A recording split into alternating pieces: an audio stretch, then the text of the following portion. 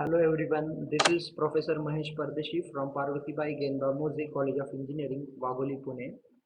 I am taking your subject Fluid Mechanics 1 and we are dealing with our second chapter that is Fluid Statics, and we are up to the point that is pressure measuring devices. We are seeing two pressure measuring devices, that is manometers. First one is a piezometer and second one is the YouTube manometer, okay, in the last lecture. And today we are dealing with our next pressure measuring devices, that is multi-fluid manometer and differential manometer. Now see one by one. First is the multi-fluid manometer. First is the multi-fluid manometer. Okay, see here. Many engineering problems and some manometers involves multiple immiscible fluids of the different densities stocked one top of each other, stocked on top of the each other. Okay, this is called as multi-fluid manometers. The manometers in which more than one fluid is used, two fluids or three fluids or four fluids. Okay, you can see by using this diagram here. You can see.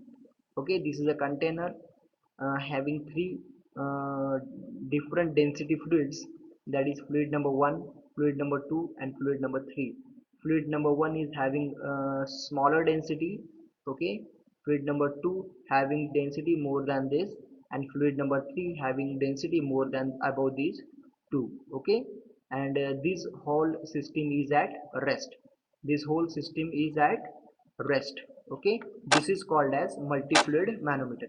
This system is called as multi-fluid manometer. Okay, see, many engineering problems and some manometers involves multiple fluids of different densities stocked one top on top of the each other. Okay, such a system can be analyzed easily by remembering that first means that system involves all these things. Okay, first, the pressure changes across a fluid column of height h is dp is equal to rho gh. This formula we already know. We already studied that pressure is equal to rho into g into h. Okay, when there is a change in the height. Okay, second, pressure increases downwards. Pressure increases downward in a given fluid. Pressure increases downward in a given fluid. This part we also studied in our topic pressure at a point. Okay, in that point we study this part deeply. That is, pressure increases as we move downwards, okay, in a given fluid. Okay, and that decreases upward as we move upside.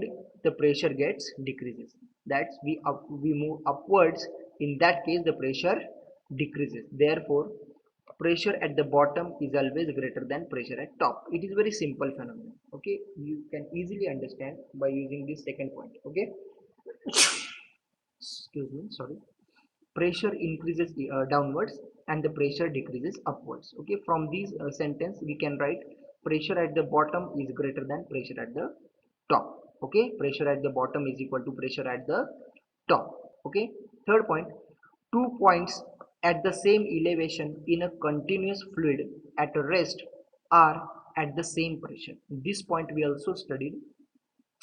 Two points at the same elevation in a continuous fluid at rest are at the same pressure. Are at the same pressure means what? The pressure at that 2 points is constant. Pressure at these 2 points is constant. Because why it is so? Because there is no change in the height. Because there is no change in the height. To change the pressure, that is dp or del P, to change the pressure there must be a height. There must be change in height. Okay, to change the pressure there must be change in the height. That's why here there is a no change in the height, or these 2 points are having same elevation. These 2 points are having same elevation. That means no change in the height, therefore no change in the pressure. No change in the height, therefore no change in the pressure, therefore pressure is same or pressure is constant. Okay, got these points? Okay, these 3 points we already studied. Okay, there is no issue. Now see the next point. The last principle, which is the result of the Pascal's law, allows us to jump from one fluid column to the next. What they are saying, the principle that which results of the Pascal law allows us to jump from, here you can think, jump from one fluid column to the next in the manometers without worrying about the pressure change, without worrying about the pressure change. Okay, why it happens? Because we are at a same level, because we jump from one fluid column to the next in a same level, in the same level. That's why there is a no difference in the height in that case. Therefore there is a no difference in height in that case. Therefore we don't worry about the change in pressure. Therefore we don't worry about the changes in the pressure. Okay, as long as we don't jump over a different fluid, as long as we don't jump over a different fluid. Means what is the meaning of that line? If we jump from one density fluid to another density fluid, means one fluid to the another fluid, that means one density to the another density. As the density changes, pressure also changes. As the density changes, pressure also changes, even though there is a no change in the height. Even though there is a no change in the height, the pressure gets changes because the density changes. Because the density changes, and you must know the formula. Formula: change in the pressure is equal to rho into g into h. Change in the pressure is equal to rho into g into h. Here the h is constant. Here the h is constant, but rho is changes. Density changes because one fluid to another fluid. One fluid to another fluid means what? Density 1 to density 2. In that case, if the density changes, there must be change in the pressure. If there is a change in the density, there is a change in the pressure. Okay. So here, as long as we don't jump over a different fluid, if we jump over a different fluid, there must be change in the pressure. There must be change in the pressure, but here that this is not the case. Okay, here we don't jump from the over another fluid. Okay, and the fluid is at rest. This is the basic criteria. Fluid is at rest. This is actually the basic criteria. Okay, now see this figure. We have to work out the pressure difference. Okay, see this figure properly. Then then the pressure at any point can be determined. Then the pressure at any point can be determined by starting with a point of known pressure.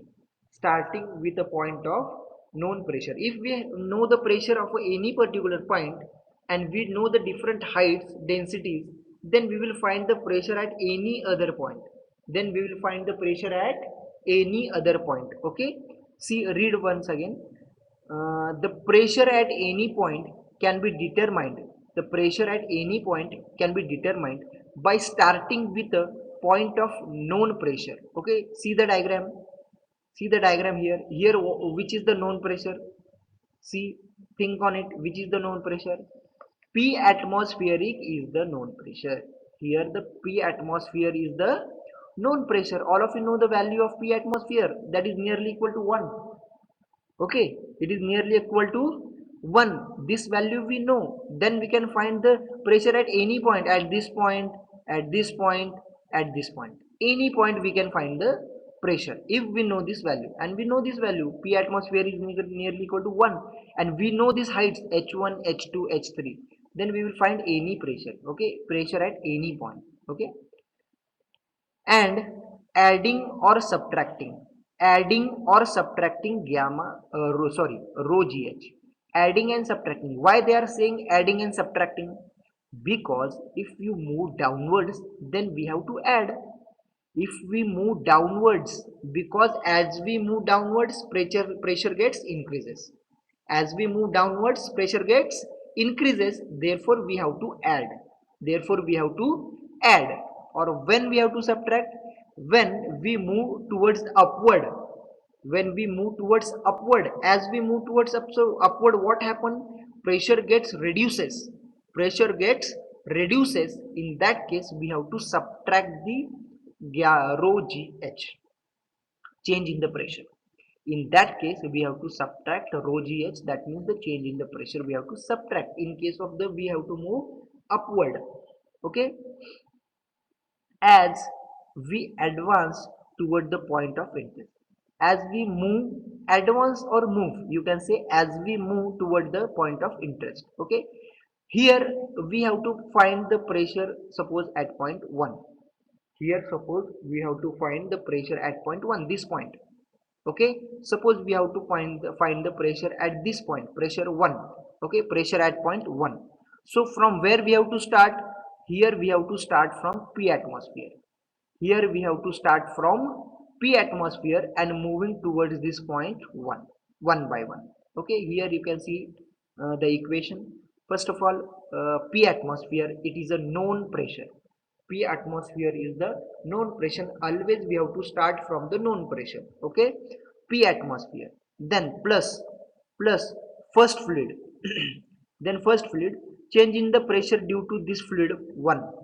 Change in the pressure due to this fluid 1, it is nothing but the density of this fluid into acceleration due to gravity into height of that particular fluid, height of that or depth of that particular fluid. Here you can see that rho 1 into g into h1. Why they are using rho 1? Because densities of all these fluids are different. Because density of all these fluids are different, that's why they are using rho 1 g h1. Similarly, for second fluid they are using rho 2 into g into h2, second density into second height. Okay, third is the rho 3 into g into h3 minus p1 is equal to 0. This is actually the equation, or you can say that this is equal to p1. Okay, when the p1 goes to the right hand side, it becomes p1. Okay, so p1 is equal to p atmosphere plus rho 1 g h1 plus rho 2 into g into h2 plus rho 3 into g into h3. Okay, similarly, very simple formula. If suppose we have to find the pressure at point 1, then p atmosphere is equal to P atmosphere plus rho g h1, rho 1 g h1 plus rho 2 g h2 plus rho 3 g h3 is equal to p1. Okay, very simple formula. Suppose you have to find pressure at this point, at the bottom of the fluid tube. Suppose we have to find the pressure at bottom of the fluid 2. In that case, that part P2, you can say P2 is equal to P atmosphere plus rho 1 into G into H1 plus rho 2 into G into H2. We does not take this value because we have to find the pressure at this point only. We have to find the pressure at this point only. Pressure at this point is equal to P atmosphere plus rho 1 into G into H1 plus rho 2 into G into H2. Okay, and this pressure P2 we can also find by using other equation if we know the value of pressure at point 1.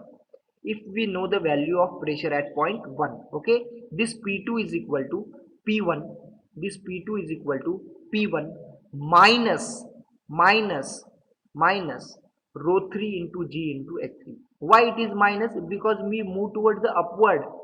Because we move towards the upward, that's why we have to subtract this value.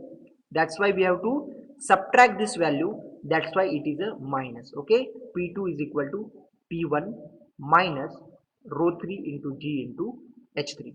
Similarly, suppose we have to find the pressure at this point. Suppose this point we can say that the third point P3. Okay, then P3 is equal to, you can easily know the equation. P3 is equal to P atmosphere plus rho 1 into G into H1 plus rho 1 into G into H1. This value we can also find if we know the value of P1 or we know the value of P2, anything. Okay, this P3 is equal to P1 minus rho 3 into G into H3 minus rho 2 into G into H2. Okay, subtract. Why subtract? Because we move toward the upward.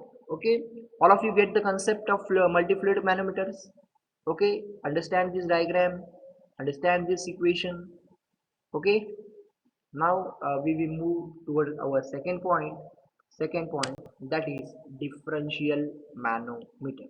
Differential manometer. Differential manometers are the devices used for measuring the difference of pressure between the 2 points in the same pipe or in the different pipe. Okay, differential manometers are actually the devices which are used for measuring the differences or difference of pressure between the 2 points. Basically we have to find the, if we have to find the difference of pressure between the 2 points, in that case we have to use this differential manometers. Okay, the differential manometers of a U-tube are connected to the points whose difference of pressure is to be measured. Here you can see that, here you can see that if we have to find the pressure difference between first point and second point, in that case here U-tube manometer is connected. Here you can see that U-tube is connected to the 2 points where we have to find the pressure, where we have to find the pressure difference, you can see. Okay, the differential manometer of a U-tube are connected to the point whose the difference of pressure is to be measured. Okay, now see this concept.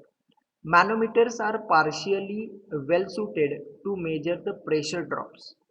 Pressure drops, or you can say that it is the pressure difference, okay, across a horizontal flow section, means a pipe, okay, across a horizontal flow section between the two specified points due to the pressure presence of device such as a valve or a heat exchanger or any resistance to flow. Due to these devices there must be change in the pressure in the whole system. Okay, due to these devices, valve or heat exchanger or any resistance to flow, due to these devices there must be change in the pressure. Okay, and that pressure we have to calculate it in many cases for many practical applications. Okay, appliances or applications. Okay, for that we have to find the change in the pressure, and in that case we have to use this differential manometer to calculate the pressure drop. To calculate the pressure drop means reduction in pressure due to that devices, what percentage of pressure drop is there, this we have to calculate by using differential manometer. Okay, this is done by connecting the two legs of a manometer to these 2 points as shown in figure. Here you can see that we have to find the change in the pressure from one point to point 2. We have to find the change in pressure from first point to the point 2. For that case we have to connect these two limbs of a U-tube manometer to first point, sorry, here first point to here second point. Okay, now the working fluid can be either a gas or a liquid whose density is ρ1. Here this is the fluid which is passing through the pipe, it is known as working fluid. Okay, pinkish, pink fluid is a working fluid. This pink fluid is a working fluid which is flowing through this pipe. This is called as working fluid and it is having its density ρ1, having the density ρ1. Okay, the density of the manometer fluid is ρ2. The density of a manometer fluid is ρ2. This fluid, red color fluid is called as manometric fluid. This red color fluid is actually called as manometric fluid. Manometric fluid, and it is having the density ρ2. It is having the density ρ2. Okay, and the differential fluid height is h. Differential fluid height is h, means the this one differential fluid height. Due to the pressure, this fluid, red fluid in the manometer gets deflected to some height, and this is called as differential fluid height h. Okay, this part a, this AB line and this line. Okay, this is actually the end point of this red fluid. Okay, this is actually the differential fluid height. Differential fluid height. Okay, all of you get the idea of this figure. All of you got this idea, various nomenclature of this fluid. Okay, once again I tell you, this is the working fluid flowing in the pipe. Okay, the density of that fluid is ρ1, and this red one is the manometric fluid.